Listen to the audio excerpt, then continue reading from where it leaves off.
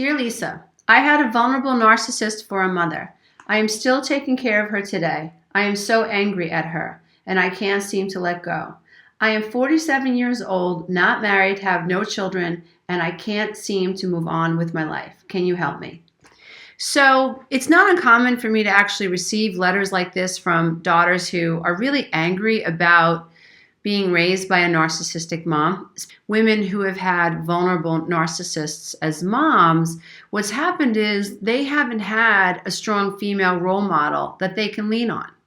They haven't had a mom that allowed them to go to them, when it comes to like a hierarchy. So like when you're a female, a little girl, like you want to know that you can go to your mom and like your mom's going to be there to catch you when you fall.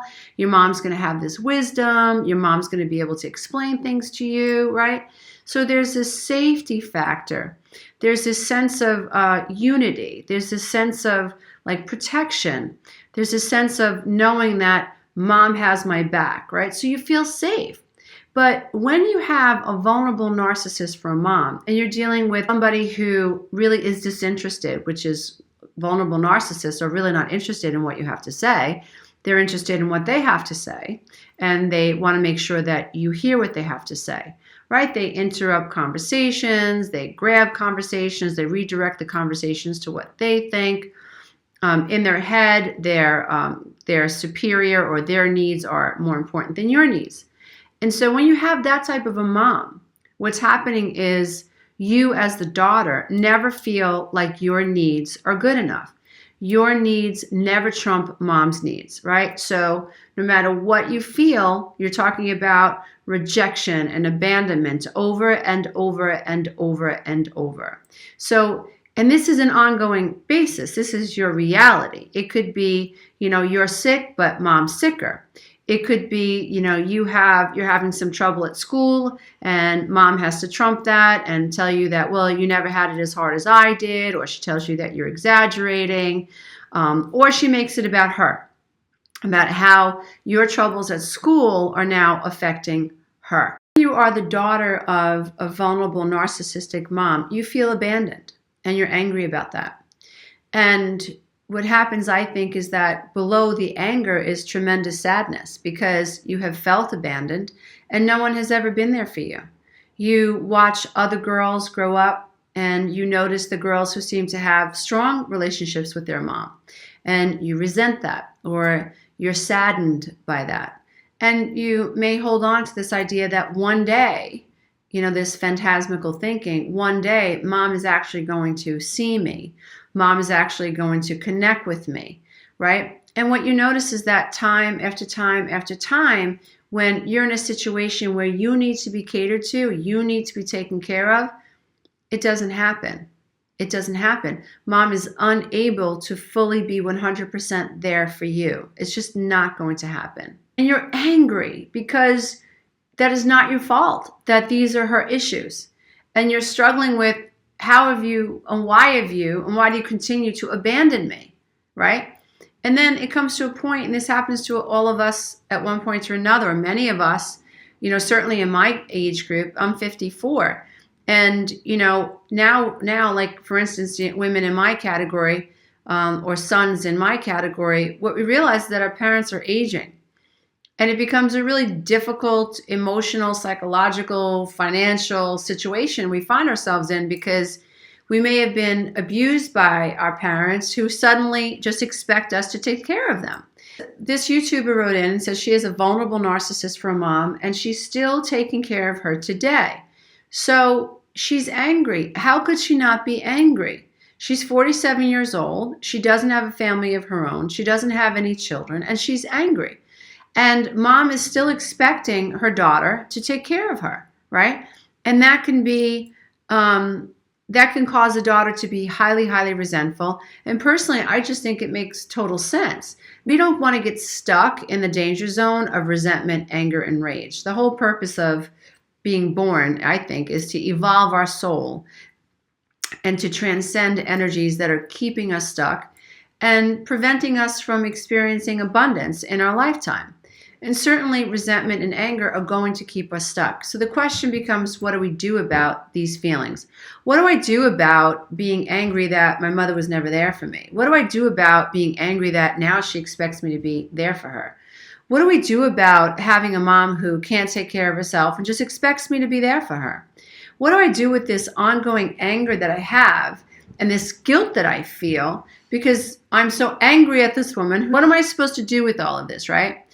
This is not an easy situation to resolve. This takes a lot of time to work through. So I think the first thing you do, you have to validate how you feel. Now, if you had a neighbor that, would break into your house every day and stole your groceries, like everyone would understand why you were pissed off. Everybody would understand why you were angry at your neighbor. Like, go to work, get a job, stop breaking in my damn house and taking the food that I have to go to work for, that I have to go shop for, and I have to put into my cabinet. Stop stealing from me. So when you have, a mom who hasn't really attuned herself to you, it feels like she's stealing from you, like she's taking from you. And it feels like she hasn't given you what you needed. And it's true. You haven't been attuned to. You haven't been given the love that you need, right? You haven't been given the bonding or the security or the attention or the validation that you need. And so now at this stage of the game, we're approaching middle age, mom's still taking from us. Of course you're going to be angry, right? So the first thing you want to do is you want to validate how you feel. And from there, you've got to decide, how do you set up boundaries with this person, right? How involved are you in this woman's life? Now, you may want to continue to take care of her, but my suggestion is that you also, as you're validating yourself and acknowledging how you feel, make sure that you're very aware of what's happening inside of you. Make sure you're journaling about how you feel, and make sure that you're setting boundaries with her and you're not overextending yourself. So, do you need to have someone else come in to help you take care of mom so that you can focus on yourself, so that you can take care of yourself, so that you can get around other women that can support you or other people, other peers that can support you? Make sure that you reach out to people that you know that can build you up. If you need a strong female role model mentor, make sure that you get one. If you need to be validated in an ACA meeting or a CODA meeting, make sure you get to a 12-step meeting so that you can feel like your experiences are valid. Undoubtedly, you have been robbed. It's just a fact. This is not wah, wah, wah, wah. This is just reality. This is us understanding our emotional deficits and trying to understand why we're angry so that we can transcend it, right? This YouTuber isn't asking, how do I deal with my anger and how do I get away with being angry at my mother and how do I hurt my mother because I'm angry? No, she's saying, can you help me? And I think that that's a very important piece of the puzzle, that we understand that help comes from accepting how we feel, validating how we feel, and setting up boundaries to help us not have to go down the rabbit hole when it comes to mom's care. So your feelings are valid, your anger is valid, you have been denied what every daughter deserves, and not just daughters, but sons deserve to have a strong female role model and a strong male role model as well. It's common for a daughter of a narcissistic mom and shuts down and disinterested and just can't hear us and doesn't pay attention and ends up getting everyone to take care of her, including us.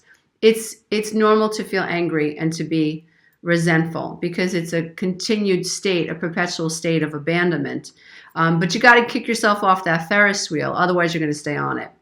And you kick yourself off that Ferris wheel by staying more aware of what's really going on and then making sure that you are proactive rather than reactive, and you set up boundaries where necessary, you get help where necessary, and you say no when necessary. And so if you can call an Uber to pick up mom or a Medivan to pick up mom, or you can have a doctor come to the house and you can enlist siblings or family members or friends to help you with her care while you self-care, I think that you'll feel a lot less resentment for what's happening. Lisa A. Romano, the Breakthrough Life Coach, and if you struggle with codependency and if you're a victim of narcissistic abuse and you'd like to dive into what that really means, and if you're interested in healing from these dynamics, please check out the 12-week Breakthrough Coaching Program. I launch it twice a year, and I moderate the group online with myself and a team. And you become part of this amazing soul tribe of people who understand what you're going through.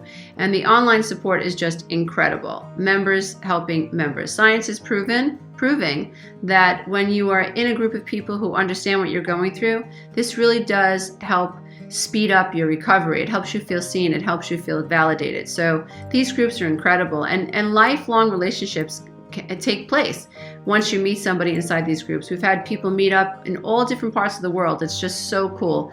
And every year I actually now just started hosting an annual event for breakthrough graduates. So that's fun. You get to participate in that if you like to.